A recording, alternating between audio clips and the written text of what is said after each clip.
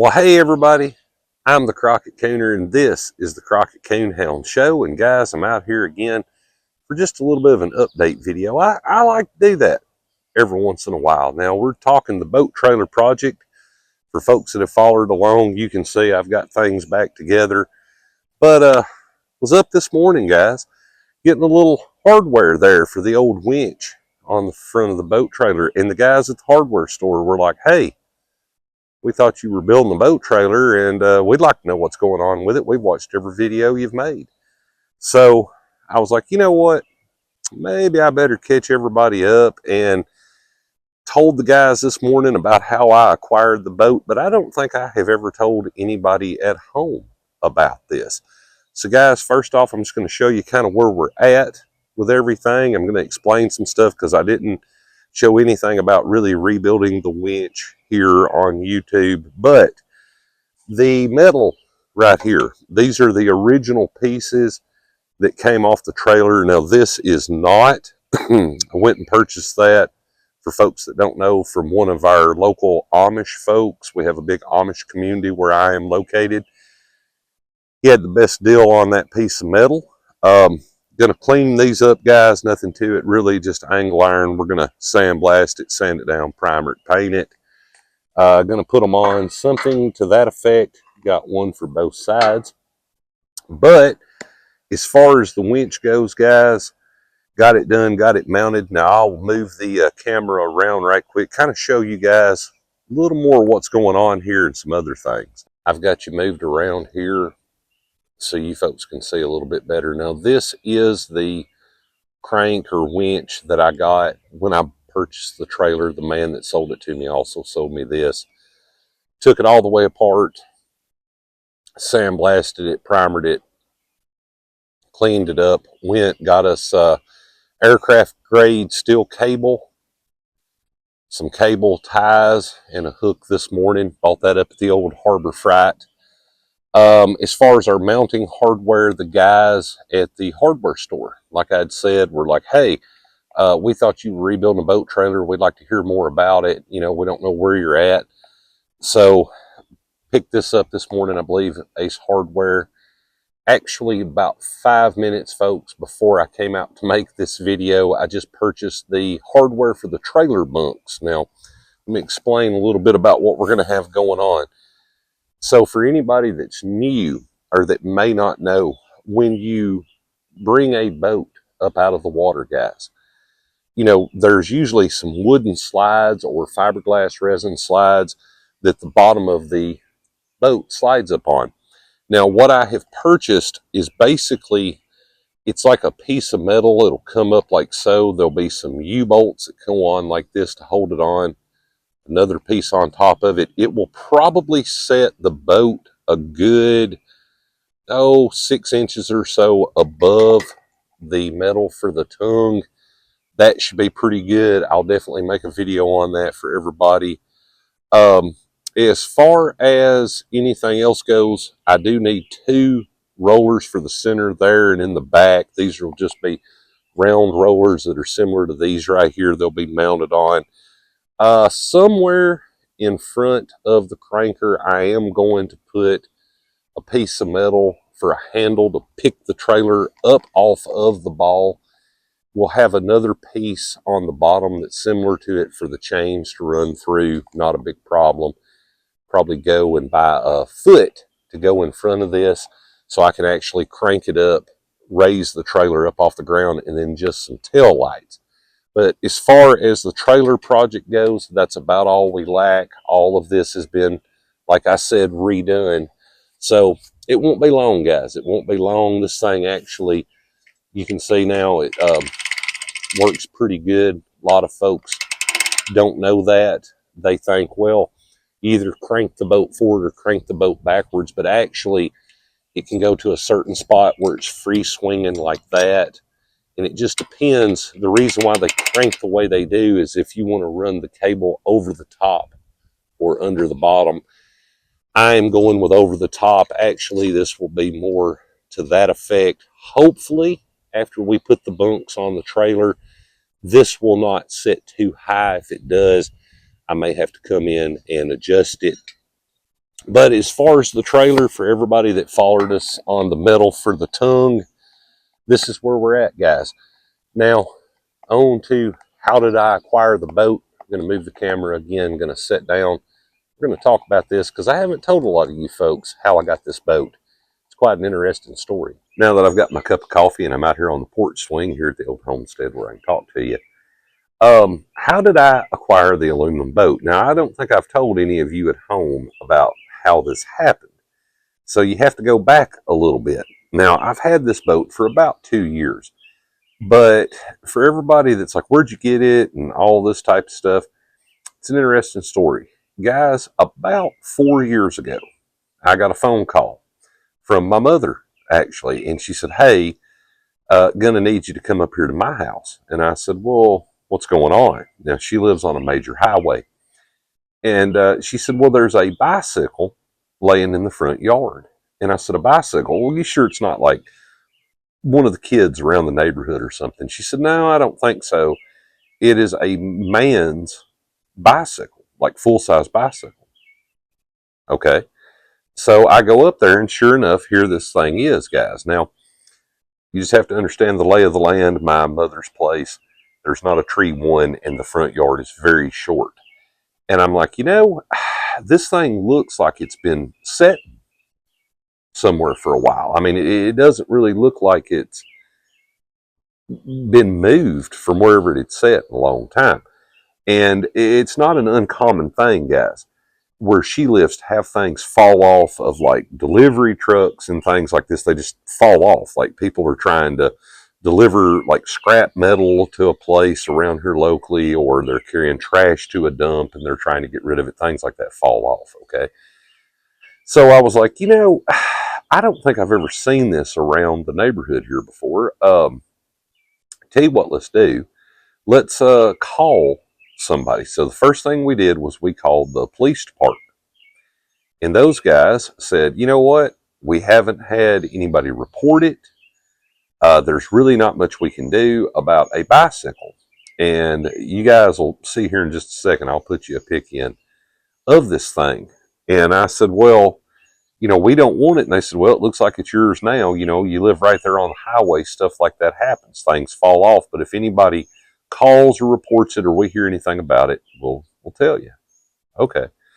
So, guys, I took this thing and stood it up in the very front of the yard. And it stood there about a month. Nobody ever stopped. Nobody ever came by. I stood it around. You just have to know the lay of the land on the back of my mother's property, there on the back patio. Nobody ever stopped. Nobody ever came by. I mean, there's thousands of people that drive by it every day. And finally, it was like, well, what are we going to do with this thing? Because, hey, the old Coon'er here didn't really need a bicycle. And especially, you just had to have seen it up close, guys, not on film. It was rough.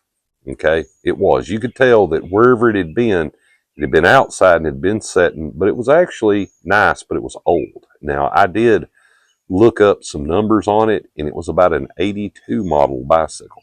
Okay? So it sat for a couple of months. Nobody called. Nobody come by. I asked people locally. I asked people there around my mother's place, did you see anybody, hear anybody lost anything like this? They said no. We asked all the neighbors and things. Nobody knew anything. All right. So, what are we going to do with it? Well, I hated to take it off for scrap metal or to the landfill or somewhere because it was too good. And I thought, well, hey, in true Crockett Coonhound Show fashion, I'd fix this thing up, guys. Now, what I decided was I took it apart, I cleaned it up, all the bearings in it were shot, I put some new bearings in it and everything. And then I thought, the old Coon'er here is not really a bicycle rider. It's just not my thing anymore. Got some knee problems, guys, from all the work I've done on stuff. And I thought, well, what could I do with it, right? So I looked around here on the old interwebs, and I bought a small CC Chinese powered engine. It's a bicycle engine to go on this thing. So I'll insert you guys a pic, and I'll show it to you. So that is the bicycle, and that's after it's been all cleaned up, guys. Now, I had built something like this before. It's kind of like the boat project, guys. This is not my first show. I've done this before.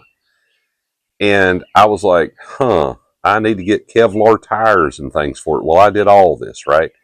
And by the time the old Coon'er here got done, it was a good 35 miles an hour on the bicycle. And if you've ever rode a bicycle that fast, it's different than a motorcycle. It doesn't have shocks and things, right? It can be a bit dangerous. And I kept it for about a year or two, and I said, I don't need this. And these things don't sell that well in my area. Maybe I could trade it to somebody. So I had a gentleman on the old interwebs contact me, and he said, hey, Coon'er, I've got an aluminum boat. I'll trade you even, buddy. The only problem is my boat doesn't have a trailer.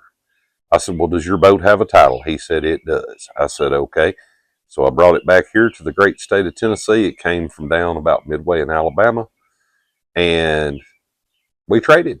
And I loaded the boat up, because it's 14 foot, on an 8-foot trailer. And lo and behold, the guy that I got it from, I said, man, there's a whole lot of boat sticking off the back of this little trailer. Have you got a flag or something we could put back there? He said, I believe I've got an old orange shop rag in here. And he walked in the shop there, got it, we tied it on. Good hour and a half, 2 hours back to southern middle Tennessee, and we have the aluminum boat. So that's kind of how I do it, guys. A lot of times I'll get things, I'll fix them up and all, but to talk a little more about the boat now, for people that don't know, we've never had it in the water. The gentleman I got it from, they did do some bow fishing out of it. He said it came from one of his friends on a local farm pond, that it had been somebody's like grandfather's that had passed away. But it was in good shape. They had taken one of the front seats out. If you've seen one of my previous videos from last summer, you know that the front seat's gone. Those guys had it where they could stand up and, I guess, fire their bows out of it. It does have wiring in it for lights and things. They were on the Tennessee River with it, bow fishing and things, except over on the Alabama side. So, it's a pretty decent boat. I asked the gentleman I got it from, I said, does it leak? He said, not that I know of. I put the wooden transom in the back of it. And the plan, guys, the plan is this. For everybody that followed my trolling motor video, you remember I had got an old trolling motor. We're going to see if it could hold up to fishing with me. Well, it did. Started to give me a little problems, but it did hold up to it. When I get this boat done, we get it on the trailer. We're just going to slap the numbers on it. We're going to put the trolling motor on it. We're just going to carry it somewhere here local. I'll definitely film it for you guys. We're going to see if it leaks anywhere. If it does, I'm going to come right back here. We're going to get a box of rivets, whatever it needs. We're going to fix any leaks that it has. And then I'm going to make you guys some fishing videos out of it. I've already talked to Scooter. Hopefully he can do a little spay casting out of it, maybe to show you guys a little bit. Gonna get one of our drone gentlemen, one of our drone pilots, actually, one of the gentlemen there.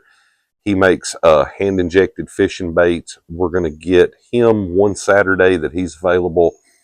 We're going to check out some of his hand-injected baits out of the boat. And our other drone guy, for those of you that follow me on different platforms, I don't think you folks here on YouTube have ever seen him. We're going to fish some with him and things. Going to get my main man Dave out and fish. Now, the future plan, way future, maybe next summer. Depends on what I can buy and trade and find, guys, for everybody that does things like that. The idea is to find a jet ski motor. And if you know anything about that, they usually suck the water up from the bottom, shoot them out the jet in the back.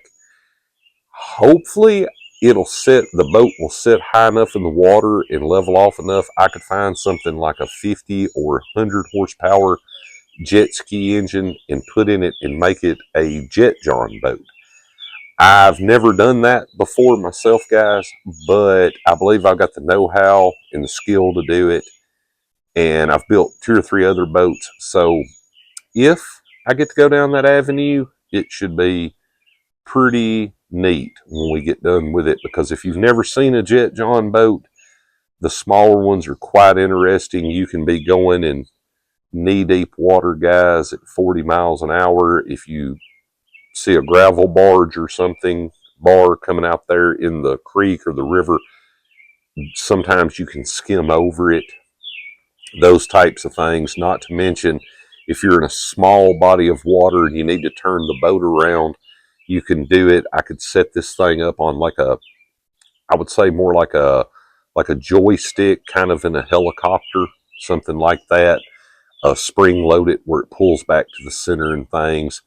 Might be one of the jet skis that has like the wristband with the pin, so if you were to fall off, it'll automatically shut the engine down. Just wire all that back in, but put it into the boat.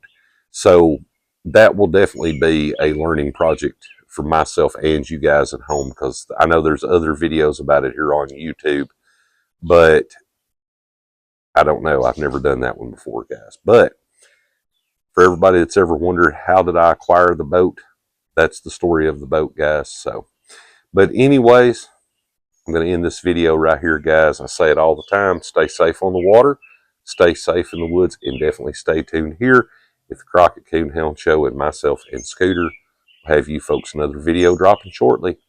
You guys have a great day.